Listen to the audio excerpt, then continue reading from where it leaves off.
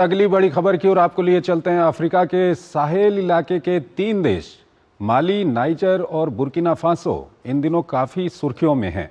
दरअसल माली में अलगाववादियों और विद्रोही संगठनों के देशव्यापी हमलों के बाद इन तीनों देशों में हलचल तेज हो गई है। नाइजर ने तो हमलावर संगठनों के खिलाफ बड़ी कार्रवाई भी शुरू कर दी है।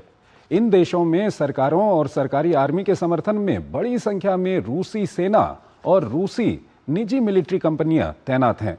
यूरेनियम इन देशों में भड़क रही अस्थिरता के पीछे बड़ा कारण है। आइए एक रिपोर्ट के जरिए पूरे मामले को समझते हैं और फिर इस पर अपने विशेषज्ञ मेहमान से हम चर्चा करेंगे। पश्चिमी अफ्रीकी देश माली में इन दिनों भारी अफरा तफरी मची हुई है। हालात इस कदर बिगड़ चुके हैं कि मंत्री भी सुरक्षित नहीं है। अलगाववादी और जिहादी संगठनों ने सैन्य सरकार को उखाड़ फेंकने के लिए यलगार शुरू कर दिया है। राजधानी बमाको की नाकेबंदी कर जिहादी संगठनों का संयुक्त मोर्चा बनाने का आह्वान किया गया है। माली में सक्रिय प्रमुख जिहादी संगठनों का संबंध वैश्विक आतंकी नेटवर्क से है। ये संगठन लंबे समय से उत्तरी और मध्य माली में अपनी पकड़ मजबूत कर रहे हैं। गरीबी, बेरोजगारी, सत्ता के खिलाफ असंतोष और लचर सरकार का फायदा उठाकर ये समूह तेजी से अपनी पकड़ मजबूत करते जा रहे हैं। जमात नुसरत अल इस्लामुल मुस्लिमीन माली का सबसे प्रभावशाली जिहादी संगठन है, जो सीधे तौर पर अलकायदा से जुड़ा हुआ है। इस संगठन ने गुरुवार देर रात एक बयान जारी कर जुंटा सरकार को बेदखल करने और शांतिपूर्ण और समावेशी परिवर्तन की दिशा में आगे बढ़ने के लिए एक व्यापक साझा मोर्चा बनाने की अपील की है। यह अपील पिछले हफ्ते जिहादी संगठनों और तुआरेग अलगाववादियों द्वारा सरकारी ठिकानों पर मिलकर किए गए हमलों के बाद आई है। इसी हफ्ते संगठन ने राजधानी बमाको और सैन्य शासन का गढ़ माने जाने वाले पास के शहर काती में नाकेबंदी की घोषणा की थी। इस घोषणा के बाद से ही पिछले 2 दिनों से राजधानी की ओर जाने वाली सड़कों पर ट्रैफिक की कमी देखी गई है। हालांकि हवाई यातायात पर कोई असर नहीं पड़ा है। इस बीच नाइजर सरकार ने बुर्किना फासो और माली के साथ मिलकर इन जिहादी संगठनों के खिलाफ हवाई हमले शुरू कर दिए हैं। 25 अप्रैल को गाओ, मिनाका और कीदल में हुए आतंकी हमलों के खिलाफ जवाबी कार्रवाई की जा रही है। तुआरेग अलगाववादियों ने पिछले 15 सालों में सबसे बड़ा हमला करते हुए उत्तरीय क्षेत्र के किदार शहर पर कब्जा कर लिया था और रक्षा मंत्री सादियो कैमारा की हत्या कर दी थी। साल 2012 से ये जिहादी संगठन माली में बेहद सक्रिय हैं।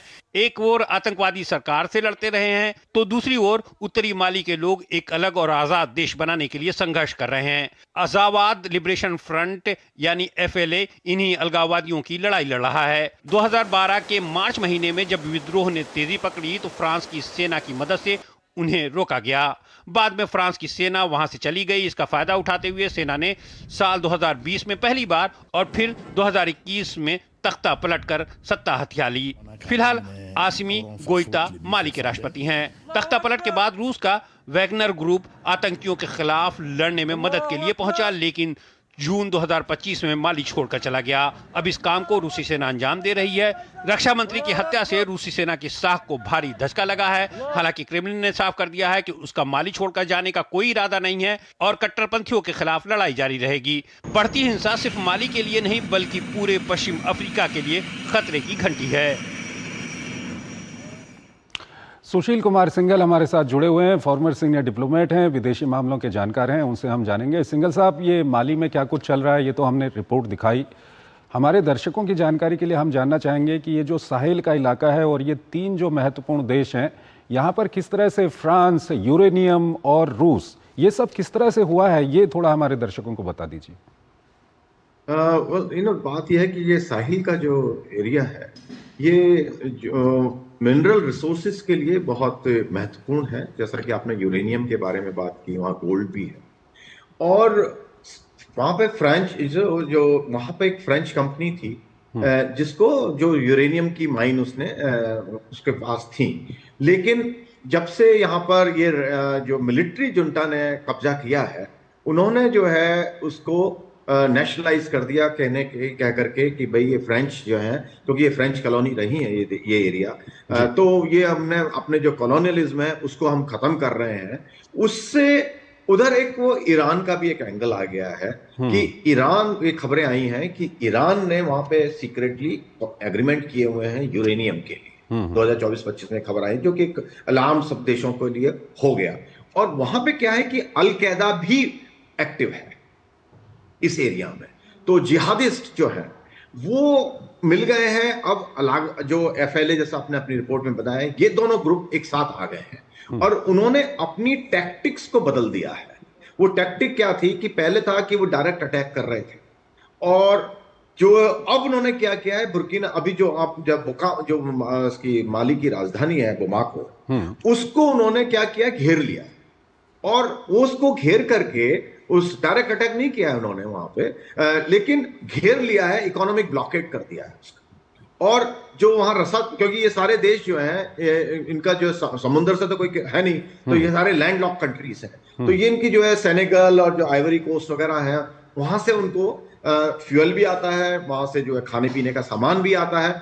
वो रसद आनी वहां से बंद कर दी है उन्होंने। उससे इकोनॉमिक क्राइसिस के अलावा फूड क्राइसिस वहां पे हो गया। प्लस नॉर्थ में जो है, जो उनका जो सदर्न पार्ट है माली का, वो फूड बास्केट बोलते थे उसको, और वहां पे लड़ाई होने से फूड ऑब्वियसली क्रॉप ग्रो नहीं हो रही है, तो वहां वो फूड क्राइसिस हो गया है। दूसरा जो ये ईरान का जो एंगल एक मैं बताया, ईरान की जो गवर्नमेंट है, ईरान की खबरें आ रही हैं कि ईरान और रूस माली की जो मिलिट्री जुंटा है उनको सपोर्ट कर रहा है और उनको मदद दे रहा है। और जो आसपास के जो देश हैं, जैसे अल्जीरिया हो, यूक्रेन इवन है, वो कह रहे हैं, फ्रांस है, मारिटाना है, तो वो लोग जो है, जो रेबल ग्रुप्स हैं, उनको दे रहे हैं सपोर्ट, क्योंकि उनके अपने रीजंस हैं। यहीं पर सर आपसे सवाल पूछना चाहेंगे कि ये जो रेबल ग्रुप हैं वहां पर वो अलकायदा से जुड़े हुए हैं, वो इस्लामिक स्टेट से वो जुड़े हुए हैं, कहीं ना कहीं एफिलिएटेड हैं, और ये दुनिया में पहली बार एक उदाहरण यहाँ पर दिख रहा होगा कि किस तरह से एक तरफ सरकारों के साथ रूस और ईरान की सेनाएं वहाँ पर हैं, और अलकायदा और इनसे आईसिस से एफिलिएटेड जो ग्रुप हैं उनको कहीं ना कहीं वहाँ पे ये फ्रांस और जो दूसरे देश हैं वहाँ पर मदद कर रहे हैं। इसको थोड़ा सा बताइएगा सर, ये किस तरह का एक डुअल स्टैंडर्ड वहाँ पर दिख रहा है? आपने जो सवाल पूछा है बहुत उचित है ये सवाल। इसमें क्या है कि FLA, जिसका आपने आपकी रिपोर्ट में भी जिक्र किया, ये एक अलगाववाद, जो अपने आप वहां पर इंडिपेंडेंस चाह रहे हैं, वो चाह रहे हैं मिलिट्री जुंटा को हटाना, लेकिन वो अपने आप में वो सक्सेसफुल नहीं हो पा रहे थे, केवल प्रॉब्लम क्रिएट कर रहे थे। अब वहां पे जो दूसरा जो JNIM है, ग्रुप है, जो कि अलकायदा एफिलिएटेड है, जो कि शरीयत को वहां पे लाना चाहता है, वो ग्रुप भी वहां पे काम कर रहा था स्ट्रांगली। और जब ये दोनों ने रियलाइज किया कि मिलिट्री जो है वहां पर मिलिट्री गवर्नमेंट्स हैं, उनको सपोर्ट जो है दूसरे देशों से मिल रहा है और वो उस पर वो नहीं कब्जा, उनसे कमजोर पड़ रहे हैं, तो उन्होंने अपनी टैक्टिक बदली FLA ने तो, और जेनिम ने, कि वो दोनों एक साथ में आ गए कि दोनों मिलकर के हम जो है इसको मिलिट्री जुंटा को हटाएंगे। तो मेरे ख्याल से FLA का जो अपना ऑब्जेक्टिव वही है, प्राइमरी ऑब्जेक्टिव, कि कैसे ना कैसे करके जो मिलिट्री गवर्नमेंट है उसको हटा करके हम वहां पर अपनी स्थापना करें। तो कहीं ना कहीं इनको जो फ्रांस जैसे देश हैं उनसे सपोर्ट भी मिल रहा है? उनको सपोर्ट एक्चुअली FLA को मिल रहा था। ये अभी रिसेंट डेवलपमेंट है, ये अभी अप्रैल में के महीने में ये इनका दोनों का ज्वाइंट एग्रीमेंट हुआ है, और जिसके तहत उनको बहुत सक्सेस भी मिली है, क्योंकि जब ये दोनों ग्रुप मिल गए तो इनकी जो ताकत जो है, जो मिलिट्री जुंटा की ताकत है, उससे ज्यादा बढ़ गई है। और उन्होंने अपनी टैक्टिक भी बदली। टैक्टिक जैसे मैंने कहा कि वो डायरेक्ट अटैक नहीं कर रहे हैं, अब वो इकोनॉमिक ब्लॉकेड कर रहे हैं। तो उससे ये समस्या खड़ी हो गई है। तो अब नोट से कि फ्रांस वगैरह डायरेक्टली अलकायदा को हेल्प कर रहे हैं, वो एक्चुअली जो सेपरेटिस्ट ग्रुप था उनको सपोर्ट कर रहे हैं, क्योंकि उनके अपने इंटरेस्ट है। जैसा कि यूरेनियम और गोल्ड के बारे में हम बात कर रहे थे, वहां पे एक्चुअली 1000 टन के करीब जो है नीमे में ये यूरेनियम भी अटका हुआ है, क्योंकि वहां लीगल इश्यूज आ गए हैं उसके बारे में। तो वो भी एक एंगल है। ठीक है सर बहुत बहुत शुक्रिया, आप हमारे इस कार्यक्रम में जुड़े और दोनों ही महत्वपूर्ण विषयों पर आपने अपना महत्वपूर्ण विश्लेषण हमारे दर्शकों के साथ साझा किया। इसी के साथ अंतर्राष्ट्रीय खबरों के हमारे इस खास कार्यक्रम को हम यहीं पर समाप्त करते हैं, लेकिन जाते जाते आपको छोड़ जाते हैं आज की कुछ और महत्वपूर्ण और बड़ी अंतर्राष्ट्रीय खबरों के साथ। आप इन खबरों को देखिए और हमारी पूरी टीम को इजाज़त दीजिए। नमस्कार।